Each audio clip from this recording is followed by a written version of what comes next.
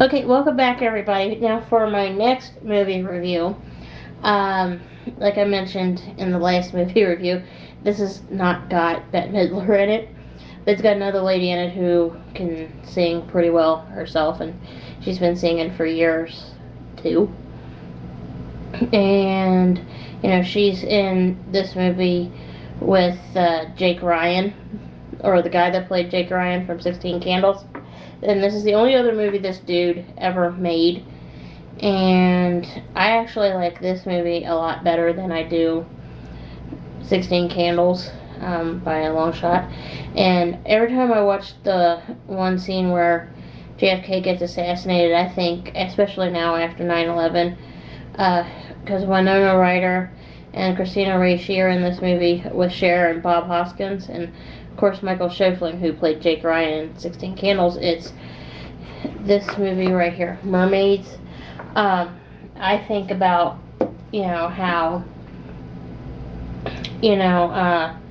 after 9/11, it just seemed like the whole world went crazy, and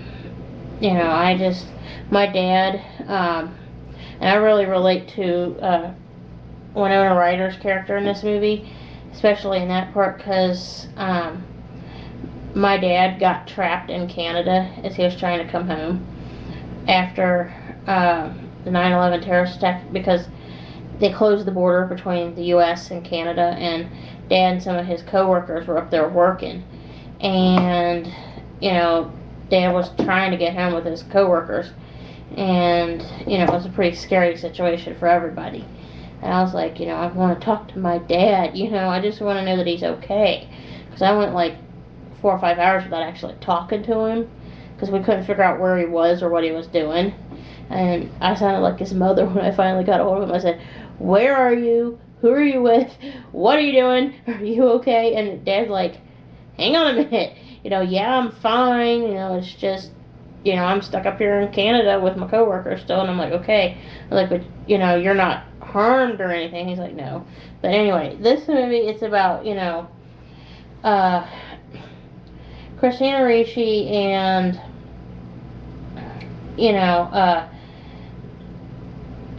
Christina Ricci's character, who is, like a little swimmer, and Christina Ricci's character, this is very teen angst and everything, and the movie just, talks about how, everything, with, the relationship between, mom, Cher, and daughter, Christina, just happened to go awry horribly.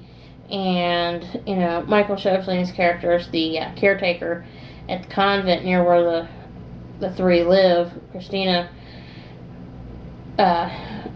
Ricci, Wyonna Ryder, and Cher live. And it's just, one of them things where it's, around and around, and it's one of the lines, Cher's lines in the movie is like, "Let's play who's the world's worst mother. Now let me think. Don't tell me who could it be. Could it be me?" And and it's just, mom, all she does is hors d'oeuvres and finger food, and she doesn't want to cook a roast or anything real meal and sit down and actually get involved with it. But anyway, I do really highly recommend watching this movie, just because it'll, it's a different time and everything. It takes you back to, pre 9/11 days, when people weren't so horribly concerned about locking their doors and stuff. Anyway, I'm going to pause here, because the next movie is going to be my last movie review for this time around, and I'm going to talk about what this next movie and the first movie have in common, with the two videos that, if you're watching this movie and these other movies on the playlist, have to do with everything. Okay, so hang on.